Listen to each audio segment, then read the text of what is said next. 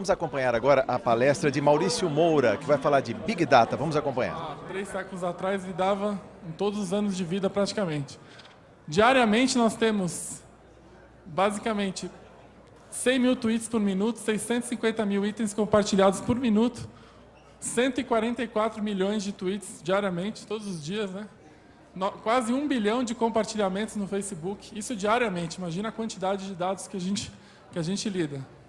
E qualquer projeção que se fala que em 2020 a produção de dados vai ser 44% maior do que era em 2010. Você imagina em 10 anos, você dobra a quantidade de dados produzidos. E a gente produz 2,5 bilhões de gigawatts dia. E o que é Big Data, né? E eu queria deixar agora aqui alguns conceitos. Assim. O primeiro é você coletar e organizar dados de maneira rápida, instantânea e conectada. Tenho absoluta certeza que vocês estão aqui assistindo esse seminário, vocês estão compartilhando o que vocês estão vendo, vocês estão compartilhando, vocês estão registrando de uma maneira rápida, instantânea e conectada. E o Big Data envolve 3 Vs, né? V de volume, Big Data, que significa em inglês muitos dados, né? Grandes dados. Variedade, ou seja, a gente começa a armazenar diferentes tipos de informações. E, claro, velocidade, né? Hoje tudo acontece... me lembro que quando eu era adolescente eu trocava carta ainda, mandava cartão postal. Hoje não precisa mais disso. Big Data possui 4 pilares, né? Primeiro é integrar dados que nunca foram integrados, e nunca foram mesclados, né? O segundo, utilizar muita tecnologia para coletar dados. Eu aposto que a maioria de vocês aqui ou tem iPhone, ou tem Android, ou tem Samsung, isso é muita tecnologia. De pensar que pelo primeiro telefone celular em 94, você fazia exercício muscular para segurar, de tão grande que era. Terceiro, muita análise em cima desses dados. É um desperdício a quantidade de dados que a gente tem hoje disponíveis e não fazer análise em cima disso. E o último, mais importante, que é o tema dessa palestra, como é que o uso desses dados aproxima as pessoas, aproxima o cidadão dos governantes, aproxima o eleitor do candidato. Vou falar um pouco de pesquisa, né? que é a minha área. Né? Quando você fazer pesquisa de maneira tradicional, você chega numa pessoa e faz 30, 40 perguntas, 50 perguntas para aquela pessoa. Né? Essa é a maneira tradicional de coletar informação. O futuro está em você não fazer pergunta mais. As informações vão estar disponíveis. Hoje já é possível, com muita informação disponível, você já não precisa fazer tantas perguntas para a pessoa. Você sabe onde ela mora, a partir disso, onde você sabe mais ou menos o que ela ganha, você imagina as necessidades dela. Então, hoje a gente vive um momento que não precisa fazer 50 perguntas para saber muito da pessoa. E mais importante, né, o que podemos fazer com Big Data, né, para sair do abstrato e começar a entrar um pouco no concreto. Né? Primeiro, e é o foco muito grande dessa palestra, e eu vou falar da aplicação disso para campanhas eleitorais, é que hoje em dia não basta falar com o cidadão, não basta falar com o eleitor. Você tem que falar com o eleitor certo, e mais importante, você tem que tocar ele de uma maneira que o que você está falando para ele seja relevante. Então, a quantidade de dados, a organização dos dados, vai te ajudar a conhecer melhor os grupos de eleitores, os grupos de cidadãos que você quer direcionar a tua mensagem. Isso é um microtarget, né? Outra coisa que pode fazer com o Big Data, não é só o governo, não é só o município, a prefeitura que tem que coletar informação sobre o que está acontecendo. Eu vou falar mais tarde sobre isso especificamente. O cidadão hoje é um grande colaborador para você entender melhor os problemas da cidade. E ele pode coletar informação para vocês através de celular, através de telefone. Então, essa colaboração é mútua. E isso o Big Data proporciona, que você utilize os cidadãos para coletar informação. E mais importante, que essa fonte de informação seja sempre disponível. Há muito tempo atrás, você queria uma informação sobre qualquer dado de cadastro de qualquer cidadão, só tinha uma pessoa que tinha em papel desorganizado. Hoje não, hoje você precisa de ter dados organizados e disponíveis. Né? E só para fixar bem esse conceito. O que é fazer microtarget ou fazer contato direto? É primeiro você estudar muito a respeito de determinados grupos. Grupos passa por demografia, onde mora, qual é a idade, qual é o sexo, qual é o grau de educação. E mais importante, utilizar esse conhecimento sobre esses grupos para direcionar a comunicação. Eu aposto que todo mundo faz comunicação aqui na prefeitura, e eu aposto que todo mundo faz a comunicação com o objetivo de levar uma informação para o cidadão. Então, quanto mais você conhece o cidadão, você não pode ter a mesma mensagem para um grupo de aposentados do que para um grupo de jovens. Um exemplo. E mais importante, hoje a gente tem milhares de canais disponíveis para você passar uma mensagem. Você pode usar desde os mais tradicionais, que é um porta a porta, uma carta, até os mais modernos, que é você usar, por exemplo, o WhatsApp. Eu vou dar exemplos de uso de WhatsApp em governo e campanha eleitoral aqui. Então, tão importante quanto conhecer os grupos é conhecer como você vai entregar essa mensagem para esses grupos. Por exemplo, eu não vou mandar uma mensagem de WhatsApp para minha avó, por exemplo, né? E o que eu especificamente, nós estamos fazendo para tentar melhorar, construir um banco de dados? A primeira coisa, do lado esquerdo lá, é construção de um banco de dados nacional. Isso é uma coisa muito diferente. Se você vai nos Estados Unidos hoje, por exemplo, Estados Unidos, Canadá, Europa, com o número de CPF da pessoa, você consegue acessar a vida inteira dela. Aqui no Brasil, existe muita informação disponível, mas de maneira dispersa. Existe informação disponível de maneira dispersa, e o que a gente tentou é organizar essas informações. Obviamente, eu não imagino que vocês nunca viram, por exemplo, os dados do IBGE. O IBGE oferece, através do censo, né, que ele coleta informação de cidadão a cidadão, informações muito detalhadas sobre a população, mas não é de maneira fácil e nem acessível. Então, a gente trabalhou muito em construir um banco de dados nacional de cidadãos, de eleitores. A gente trabalhou bastante. Não adianta você ter o banco de dados e não ter como utilizá-lo, né? A gente trabalhou também em fazer um software que ajuda a integrar esse banco de dados. Para quê? Para que organizar um banco de dados? Para utilizar esse banco de dados. E o que eu quero deixar aqui é quanto mais informação você tiver de cidadãos, melhor você vai utilizar essas informações. Então passa por construir um banco de dados, montar uma plataforma que seja fácil para acessar esse banco de dados e, principalmente, utilizar o banco de dados. Eu vou dar um exemplo agora com um filminho. E como a gente faz isso nas prefeituras, né? Eu tenho trabalhado com diversas prefeituras pelo Brasil e, basicamente, funciona de duas formas, né? A primeira, ali no lado esquerdo, ali no funil, toda a prefeitura tem muita informação sobre o cidadão, só que a informação está dispersa. Tem a pessoa que frequenta a escola municipal, que usa o transporte, que usa o hospital municipal, é a mesma pessoa, só que ela nunca está num cadastro único, né? Que você possa enxergar e pode comunicar ela. Então, um dos trabalhos grandes é justamente a integração de banco de dados, né? O outro trabalho é enriquecer esse banco de dados dos cidadãos com dados públicos, ou seja, você começar a conhecer melhor o cidadão que você está prestando serviço. Então, para quê? Para que na hora que você precise comunicar, você faça uma comunicação segmentada. Vou dar um exemplo bobo, né? Quando você quer comunicar que mudou alguma coisa de ponto de ônibus na tua cidade, você vai tentar falar com quem usa ônibus. E, por exemplo, a informação do bilhete único é uma informação fundamental. Agora, você quer falar com quem usa bilhete único e tem o filho na escola municipal, é uma outra comunicação. E a gente usa essa integração de dados para direcionar a comunicação de políticas públicas. E eu estimulo a todas as prefeituras aqui pensarem o que estão fazendo nesse sentido. Eu vou dar um exemplo como é que funciona na prática essa ideia de integração de dados, né? E segmentação.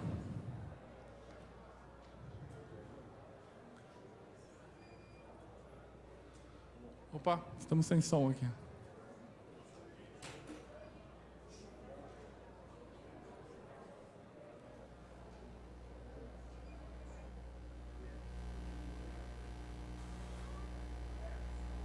E aí, travou. Travou a apresentação, né?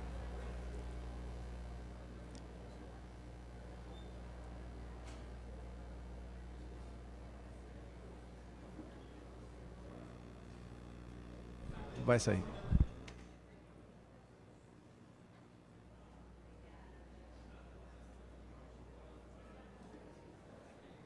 Vou precisar da ajuda dos universitários aqui, hein? Você acompanha pela TV Assembleia o 2º Seminário de Direito Eleitoral para a Orientação dos Agentes Públicos, a palestra de Maurício Moura, ele que é pesquisador da Universidade George Washington e doutor em Economia e Política do Setor Público pela Fundação Getúlio Vargas, em São Paulo. Ele está fazendo agora a busca de uma apresentação que vai ser trazida aqui para o público, grande público que hoje veio à Assembleia Legislativa participar deste 2º seminário, que é uma iniciativa do mandato do deputado Edmir Chedid, do Democratas, ele que é 2º secretário da mesa diretora. Lembrando que o seminário ainda continua. Haverá palestra do Dr. Arthur Rolo, advogado especializado em direito eleitoral, e também do Dr. Ricardo Vita Porto, também advogado e especialista em direito eleitoral. Eles vão falar especificamente sobre propaganda eleitoral e limite de gastos nas campanhas eleitorais. Vamos a continuar ouvindo o Dr. Maurício Moura. A gente faz um trabalho para o Ministério da Saúde para ajudar na comunicação da prevenção à Zika. Você tem várias maneiras de ajudar na prevenção à Zika. Uma é a maneira tradicional que eles fazem com propaganda na televisão, com propaganda no rádio. A outra é você segmentar essa comunicação. Pegar as localidades de maior concentração de incisão de Zika e usar ferramentas diferentes para isso. Eu vou dar um exemplo. Uma ferramenta que a gente utilizou foi o WhatsApp. Mandamos mensagens no WhatsApp das pessoas que estavam nas localidades com maior potencial de incisão. Vou dar o exemplo do filme do Ministério da Saúde que foi mandado para o WhatsApp da pessoa. Como o mosquito da dengue nasce uma semana, a gente precisa combater os criadouros todos os sábados. Bom, mas o que a gente tem que fazer? Olha, temos que tampar bem caixas d'água, virar os baldes, limpar calhas, esvaziar garrafas, fechar bem as lixeiras e colocar areia nos vasos de plantas. Além disso, toda grávida precisa se cuidar das picadas do mosquito. Se o mosquito da dengue pode matar, ele não pode nascer. Sábado da faxina. Não dê folga para o mosquito da dengue. Imagina você receber isso no teu celular. Outra é usar o telefone fixo, né, das pessoas com uma mensagem gravada. Olá, tudo jóia? O Ministério da Saúde tem um importante recado para passar. A Zika, doença que afeta as grávidas e causa microcefalia nos bebês, pode ser passada pelo mosquito da dengue. Um perigo, né? E é por isso que os cuidados precisam ser redobrados. Se você está grávida, use repelente apropriado, feche portas e janelas ou use telas e vista roupas que cubram pés, pernas e braços. Proteja-se. Se o mosquito da dengue pode matar, ele não pode nascer. Ministério da Saúde, Governo Federal. Vou dar outro exemplo aqui. Uma campanha, a missão do Ministério da Saúde era a seguinte: a gente quer mandar mensagens segmentadas para pessoas em idade sexualmente ativa. Não vou dizer qual é o critério de sexualmente ativo aqui, mas a gente mandou um WhatsApp para as pessoas durante o carnaval para a prevenção de AIDS. Quer nudes?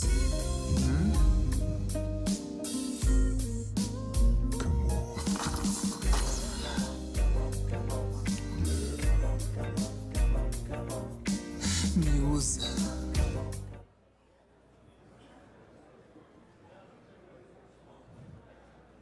Quem não recebeu é que não está sexualmente ativo, né?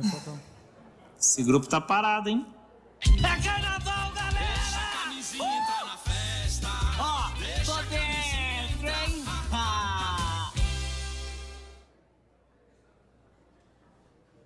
Um outro exemplo que a gente também utilizou o WhatsApp, a Prefeitura do Rio fez diversas obras para o bairro de Madureira, inclusive os Arcos Olímpicos estão na zona norte do Rio, e a gente conseguiu integrar para os moradores da zona norte do Rio, especificamente para os moradores do bairro de Madureira, uma mensagem da Prefeitura dizendo como é que ia impactar essas novas obras da Olimpíada para aquele bairro da zona norte. Um outro exemplo, e eu sempre gosto muito desse exemplo, que é um negócio que o governo do Rio criou, que é o gabinete itinerante, quando o governador vai em uma determinada cidade ou um determinado bairro com os secretários e recebe a população para ouvir demandas e conversar sobre as questões de política pública. Duas coisas aqui. A primeira, a gente, com um banco de dados do bairro, com telefones do bairro, com maneira de comunicar com as pessoas daquele bairro, as pessoas recebem um convite antes para participar desse evento. Então, vou mostrar um exemplo de convite.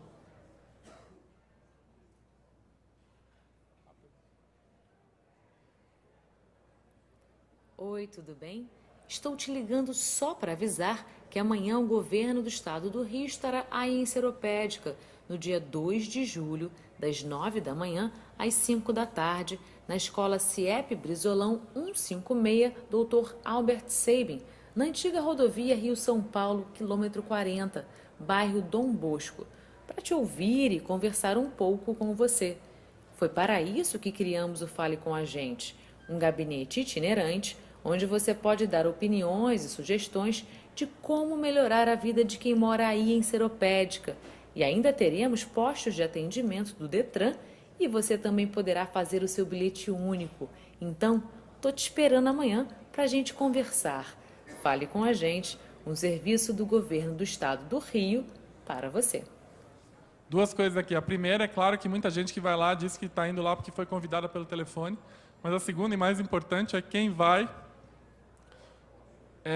ter um estímulo de preencher o cadastro e buscar mais informação daquela pessoa. Queria deixar uma mensagem aqui, que esse negócio de Big Data e volume de dados tem um mantra por trás disso, que é o seguinte: qualquer interação com o cidadão, qualquer interação com o eleitor é uma oportunidade de trazer uma informação de volta, sempre. Qualquer evento, seja online, seja na internet, seja ao vivo, é uma informação para trazer essa informação. E essa informação vai ser útil em algum momento. Outro exemplo é a Prefeitura de Niterói, que nesse mês a gente informa com conhecimento prévio dos dados de um determinado bairro, de uma determinada localidade, informa aquela localidade de um determinado serviço público. Olá! Agora você tem uma nova área de lazer. A Prefeitura de Niterói está reinaugurando amanhã o Horto do Fonseca e ele está muito melhor. Depois de uma grande reforma, agora você tem anfiteatro, playground, quiosques, quadras poliesportivas com vestiários, bicicletário, área de lazer para animais para você dar uma voltinha com seu cachorro. E até o final do ano fica pronto um novo skate park. Quer ver como ficou? Venha logo ao Horto, aqui na Alameda São Boaventura, 770. Estamos esperando por você. É claro que essa mensagem foi completamente focada, direcionada para quem pode usufruir especificamente dessa obra da Prefeitura. Um outro exemplo aqui. Alô, tudo bem? Quer ver a Engenhoca ainda melhor? Então venha bater um papo com prefeitos representantes da Prefeitura. Isso mesmo, de 6 a 10 de julho, a partir das 10 horas da manhã, a Prefeitura Móvel vai estar na Engenhoca. E queremos ouvir pessoalmente de você o que ainda pode melhorar no seu bairro. Anota aí o local do encontro: Colégio Estadual Molulo da Veiga, Rua Coronel Guimarães, 505. Estamos esperando por você e até lá. E aqui fecha 3 etapas. Você tem conhecimento prévio das pessoas daquele bairro e manda mensagem. As pessoas vão, você coleta mais informação dessas pessoas. E você organiza essa informação. Toda a interação com o cidadão e com o eleitor é uma oportunidade de trazer informação de volta. Aqui eu quero resumir o que mais que a gente pode fazer com Big Data em setor público, especialmente em prefeitura. Vou dar um exemplo. É só através de informação que você pode desenvolver indicadores de gestão. O maior exemplo que eu tenho é as cidades de Boston, Chicago. Os prefeitos eles desenvolveram um indicador, que é um índice, que eles captam informação de transporte, de segurança, de saúde, e quando esse índice está abaixo é que eles agem com gestão. O outro, proporcionar dados e análises sociais. Uma coisa que eu tenho certeza que vai ser prática é você medir os investimentos e o dinheiro público e ter informação sobre o retorno disso. Terceiro, muito importante, criar um canal para compartilhar dados entre o poder público e a academia, né? Hoje em dia, você acessar a informação de qualquer cidade é muito difícil. E quanto mais informação disponível você ter, mais fácil vai ser estudar aquela cidade. Quarto, intercâmbio de informações em todos os níveis de governo. O desafio, em termos de dados, é que o cidadão seja enxergado de uma forma só, não separadamente entre as secretarias ou separadamente entre as autarquias. Esse é um desafio enorme. Aumentar a interação entre o cidadão e o poder público. Uma coisa nova agora é que cada vez mais os cidadãos vão estar empoderados com celular, com outras tecnologias para cobrar o poder público, para poder coletar informação na rua, para poder exigir. Isso é um fato, vocês vão aprender a lidar com isso. E com isso, atender de maneira mais rápida as demandas. Vou dar um exemplo. Um cidadão com um celular hoje ele consegue identificar os pontos de foco de dengue, por exemplo. E com essa informação você pode rapidamente mandar um agente de saúde lá. Esse é o futuro. Cada vez mais a informação vai vir, a informação não vai vir do governo, a informação vai vir dos cidadãos. Né? O que eu falei aqui bastante, campanhas de informação, que são esses exemplos que eu dei, muito focadas. É o uso do recurso público para falar com quem realmente precisa daquela informação. Por último, eu acredito que o futuro, essa coleta de dados e organização de dados, vai fazer com que as políticas sejam menos ideológicas e mais voltadas em informação. Né? E agora chegando em campanha eleitoral. Mudando um pouquinho de assunto. Eu vou dar um exemplo de uma campanha eleitoral que eu participei agora. É uma campanha eleitoral que não foi no Brasil, foi na Bolívia. Mas eu vou dar exemplos de como essas ferramentas modernas podem ajudar na campanha. Para quem não sabe, a Bolívia agora em fevereiro fez um referendo. Votaram mais ou menos 6,5 milhões de pessoas. O presidente Evo Morales convocou esse referendo para poder se reeleger, mudar a Constituição para poder seguir se reelegendo. Né?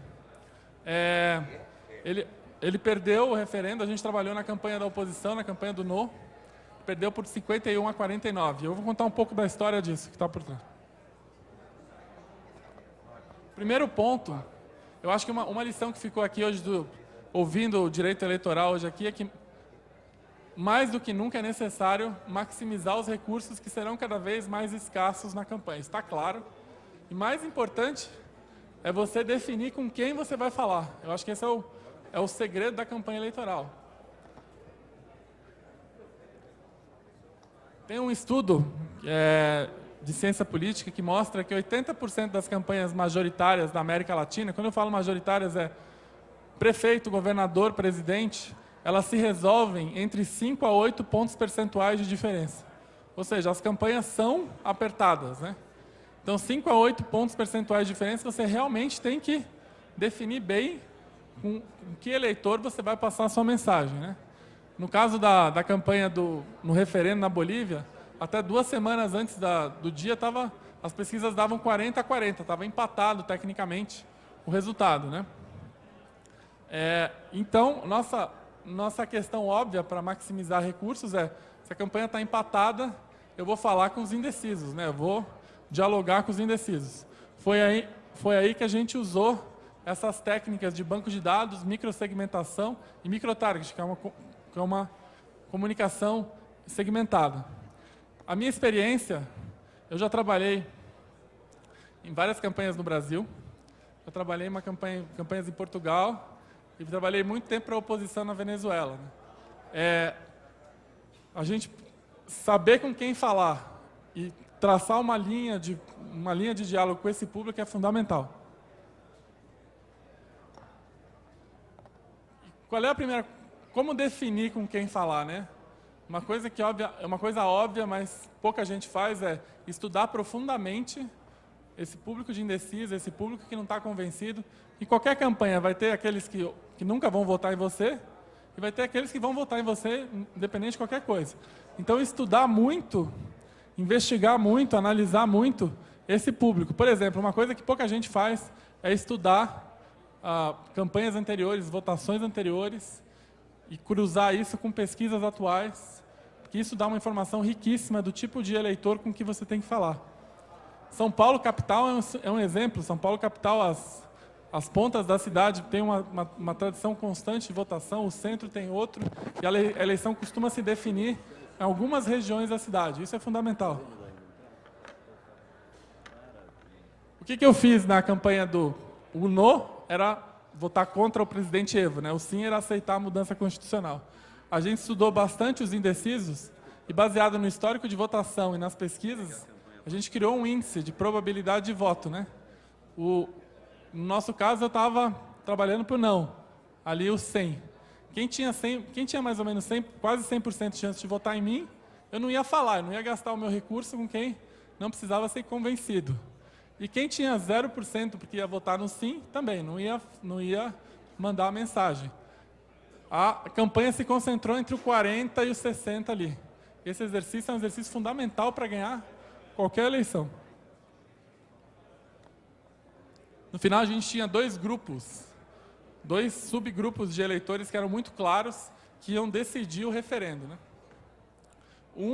Eram mulheres, geralmente segundo grau completo, mais localizadas nas zonas eleitorais, nas zonas rurais.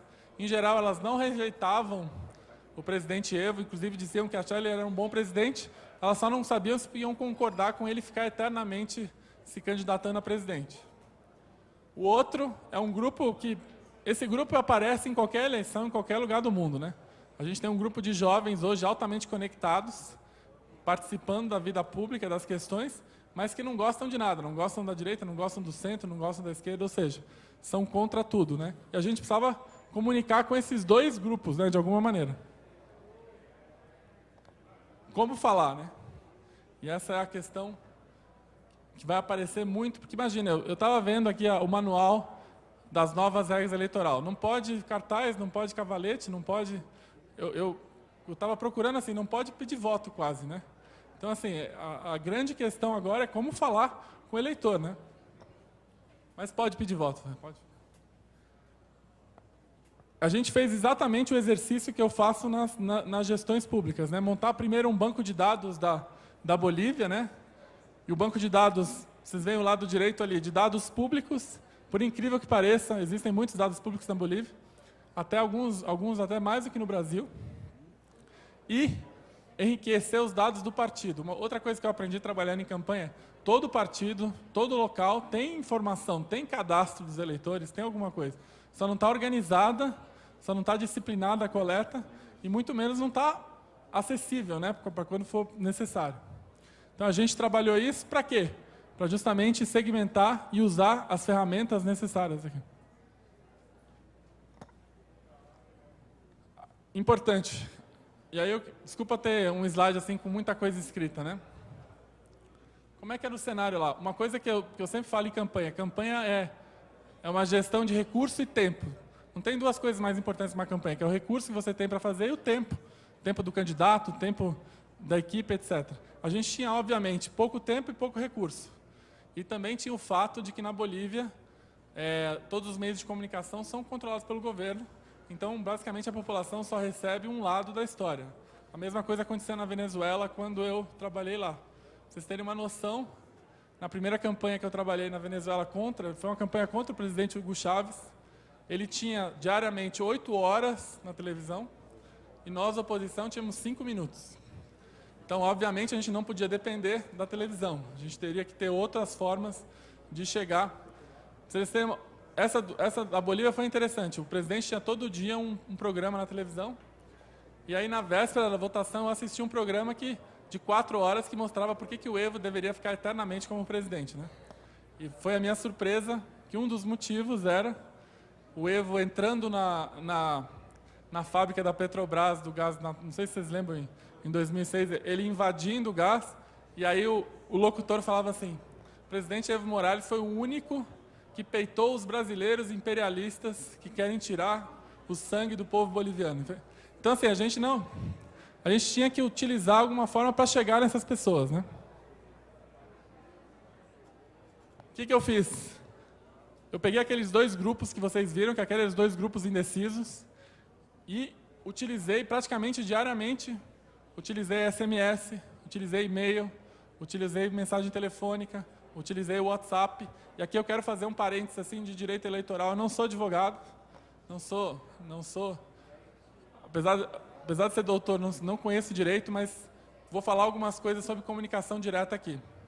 Primeira coisa, não pode fazer telemarketing no Brasil. Então, desde 2014, não pode ter a voz do candidato ligando para a pessoa. Isso está fora. SMS, você pode fazer desde que tenha a pré-autorização da pessoa para você mandar. E-mail, você tem que mandar, mas tem que ter uma opção do cara descartar na hora. Tem que ter, assim, não quer mais receber. Agora, que o pessoal do direito eleitoral não me ouça aqui. WhatsApp, vocês podem fazer. E é uma coisa que tem, na última eleição, como vocês sabem, né? Eu sempre dou o exemplo da véspera da eleição presidencial. A Dilma mandou 5 milhões de WhatsApp, o Aécio também mandou 5 milhões de WhatsApp. Então, é uma ferramenta que pode ser muito utilizada e ela pode ser muito personalizada, né? Eu tenho exemplos de candidatos que mandavam o WhatsApp e chegavam a falar, no teu bairro eu vou fazer isso, né? O que a gente fez? A gente fez uma ação de contato direto que eu acho que ganhou a eleição, né? E aí, na véspera, 3 dias antes da votação,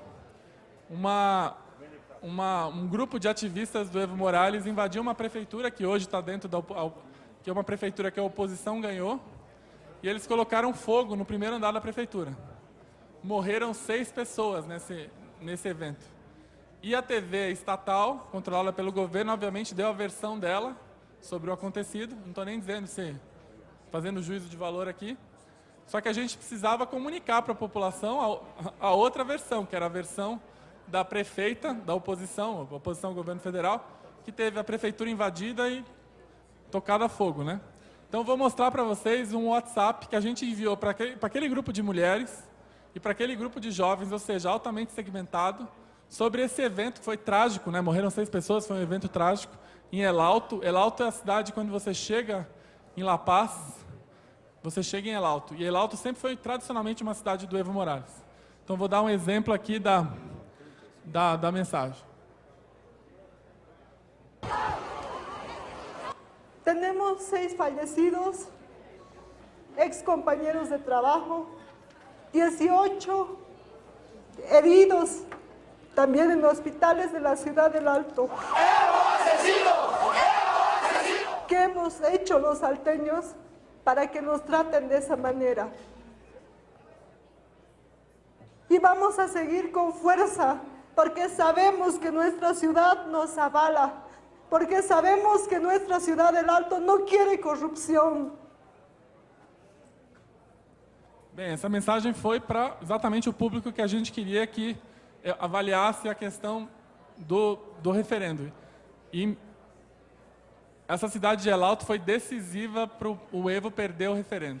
Ele geralmente ganhava nessa cidade com 80-20, 75-25. Ele ganhou por 52-48 nessa cidade, justamente por causa desse evento. E a gente tem convicção de que a gente mandou a mensagem, o público certo, na hora certa, ou seja, a gente usou a tecnologia. E eu queria deixar aqui a mensagem que dados, comunicação direta, tecnologia, elas estão a serviço de vocês, tanto na gestão pública quanto na campanha eleitoral.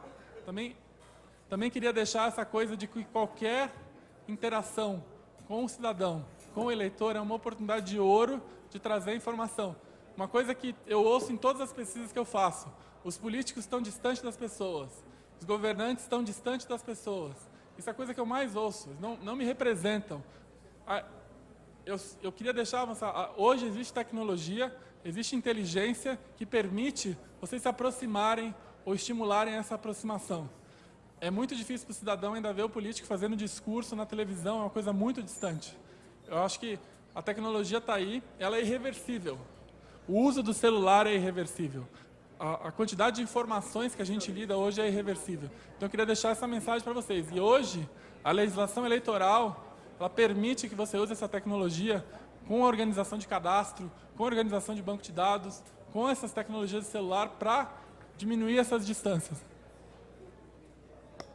Queria deixar aqui alguns pontos para serem lembrados. Me desculpem mais uma vez que eu fugi um pouco do tema do direito, né? Aliás, quando eu falei para minha avó que eu ia fazer doutorado, ela perguntou se eu ia fazer direito, né? Perguntou 2 coisas: você vai fazer direito e quando é que você vai começar a trabalhar, né? Mas eu queria deixar aqui Primeiro, Big Data e organização, coleta e organização de bancos de dados é uma ferramenta poderosa. de gestão pública, de mensuração do que vocês estão fazendo. O governo do Estado de São Paulo, por exemplo, usa muitos dados da saúde para medir o atendimento à saúde, por exemplo. O mais importante, você organizar os dados ajuda a maximizar os seus recursos. Tem vezes que você não precisa comunicar alguma coisa para a cidade inteira, você precisa comunicar para um determinado bairro, você precisa comunicar para um determinado público. Então você está maximizando recursos. É o caso da campanha da Bolívia. A gente não tinha dinheiro para falar, a gente tinha que acertar com quem a gente estava falando, como a gente estava falando. E essa mensagem que eu falei, hoje o nosso desafio, como gestores públicos, né, é se aproximar do cidadão, ouvir mais do que falar. E não tem maneira melhor de você conhecer o cidadão analisando os dados que já estão disponíveis daquele cidadão. A maioria das prefeituras que eu chego, o dado está lá, tem o cadastro da saúde, tem o cadastro do transporte, tem o cadastro... Como é que isso não está unificado? Mais importante, como é que isso não está sendo utilizado, né? Uma pergunta que eu sempre faço, assim, prefeitura boa é aquela que domina as necessidades do cidadão, principalmente prefeituras de cidade pequena, que você tem potencial de saber. Óbvio, e na campanha a mesma coisa. A campanha hoje ela é mais curta, ela vai ter menos recurso e ela vai exigir que vocês rapidamente se engajem com os eleitores. Então, as ferramentas tradicionais, que é aquela coisa que eu falei do Niemeyer, elas são úteis, mas vocês vão precisar de ferramentas modernas nesse. E outra coisa que eu falo, tanto para os governantes como para os candidatos. Você produz uma peça publicitária numa campanha, seja uma campanha para publicidade de governo, seja uma campanha para publicidade eleitoral, dificilmente você vai reutilizar essa publicidade. Agora, se você construir um banco de dados sobre os seus cidadãos, sobre os eleitores, esse banco de dados ele só cresce. Na próxima eleição, você vai utilizar a informação que você utilizou nessa eleição. Vou dar um exemplo pessoal. Eu trabalho com banco de dados com a Prefeitura do Rio desde 2008. A primeira gestão do prefeito Eduardo Paes. Hoje a gente tem muita informação que a gente está recolhendo há 8 anos sobre aquele cidadão, sobre aquela pessoa. E só cresce. Você investir em tempo, energia, em construir um cadastro, em construir um banco de dados. Isso só vai crescer, isso não se perde com o tempo. Muito pelo contrário, o difícil é começar, mas só anda para frente. Por último, eu queria deixar aqui uma mensagem, né? O que vocês estão fazendo para desenvolver o próprio Big Data de vocês. Desenvolver Big Data não é nenhuma coisa de outro planeta. Vocês, no celular de vocês, estão desenvolvendo um cadastro do amigo de vocês, com telefone, com endereço de e-mail e tal. Eu queria deixar essa mensagem. Vai ter sucesso. Vai se destacar. Na próxima eleição, quem souber fazer as coisas de maneira inteligente, maximizando os recursos que vão ser escassos. E eu recomendo a vocês a fazer essa pergunta. Quais são as informações que eu tenho dos eleitores que eu quero falar? Quais são as informações que eu tenho dos cidadãos com quem eu preciso dialogar, assumindo que eu não vou ter mais recurso? Todas as palestras que eu vi aqui falam de falta de recurso, de falta de dinheiro, de falta de etc. Então, assim, eu queria que vocês levassem essa pergunta para casa. O que eu estou fazendo para organizar meus dados? O que eu estou fazendo para organizar minhas informações? O que eu estou fazendo para construir o meu próprio Big Data? E com isso, eu agradeço aqui. Além do brilhantismo da sua explanação, o mundo é feito de oportunidades. E eu tenho certeza que aqueles que prestaram atenção na sua exposição vão saber usar muito a oportunidade que está surgindo agora. E para corroborar com isso, eu tenho uma dúvida. Como gestor, não paira sobre mim dúvida alguma da importância dessa ferramenta para comunicar o que a administração tem feito para o seu destinatário. Isso não me resta dúvida. Também não me resta dúvida de que a presença da tecnologia nas campanhas majoritárias é uma realidade. Agora, o que me resta uma dúvida, e aí é o ponto central da minha pergunta a você, é se essa ferramenta poderá ser utilizada nas campanhas majoritárias, lembrando que as nossas campanhas majoritárias são com recursos limitados, financeiros e algumas outras dificuldades. Eu vejo que o resto da América Latina parece que já incorporou isso. E aqui no Brasil nós estamos tendo o momento da mudança. Não sei se isso é a realidade, mas gostaria que você fizesse a sua explanação sobre isso. Minoritárias ou majoritárias? As proporcionais, de vereadores. Campanha proporcional, e eu acho que cada vez mais, não deixa de ser uma campanha de nicho, né? O proporcional, no limite, ele está representando uma parcela da população. Então, campanha proporcional ainda é mais importante ainda você descobrir quem é o seu nicho, quem é o grupo que você quer falar, quem é o grupo que você quer representar. Então, é mais importante ainda você ter um conhecimento ainda mais profundo daquele eleitor. É muito comum, para campanha profissional, aquelas pessoas que levantam a bandeira dos aposentados, ou a bandeira dos jovens, ou a bandeira das mulheres, enfim. Campanha proporcional ainda é mais importante a segmentação da comunicação, porque numa campanha majoritária, a segmentação ela vai te ajudar maximizando o recurso, principalmente para aquele público que vai definir a eleição, aquele público que pode ir para um lado e pode ir para o outro. Mas na campanha proporcional, você tem que escolher um público, você vai representar uma fatia da população. Então, eu acho ainda mais importante. Maurício, gostaria de agradecer, parabenizar e abrir a oportunidade para que, caso haja alguma pergunta, seria possível alguém apoiar e levar o microfone?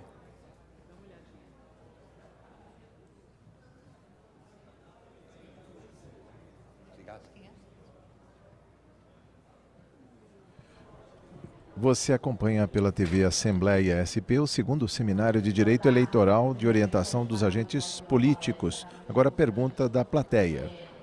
Não tenho dúvida também que esses novos meios tecnológicos são extremamente importantes, especialmente com as novas restrições trazidas pela mini-reforma.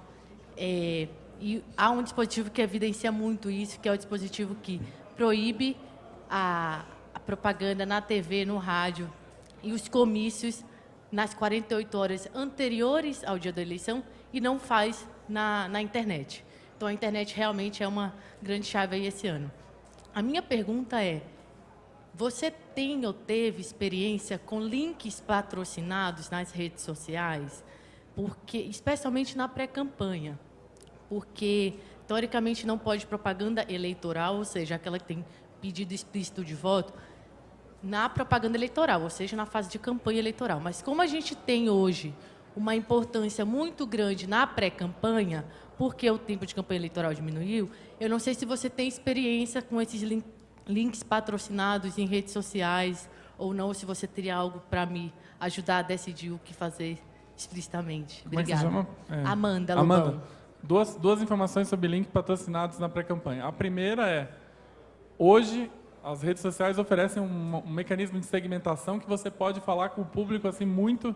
Se eu quero falar na rede social, gente que mora em determinado lugar, com uma determinada idade, isso é uma baita ferramenta. Respondendo a tua pergunta, duas coisas. Os links patrocinados, eles funcionam são eficientes. Eles são eficientes porque eles funcionam de duas maneiras. A primeira, eles vão te ajudar a testar o nível de interesse da tua mensagem. Não necessariamente pedindo voto, mas o nível de interesse da tua causa. Eles dão bela sinalização do que as pessoas estão interessadas ou não, e principalmente do que as pessoas que você quer falar estão interessadas. Mas uma outra coisa que eu sempre estimulo é que usar esses links também para capturar a informação das pessoas. Você usa esses links e vê quem abre um espaço para um cadastro, abre um espaço para uma interação, porque você pode até capturar muita gente que vai ser útil para você como disseminador de informação na hora que você precisar deles na campanha. Então, assim, eu estimulo bastante esse uso, tanto para sinalizar se o teu caminho, a tua mensagem está determinada, como para poder capturar a informação.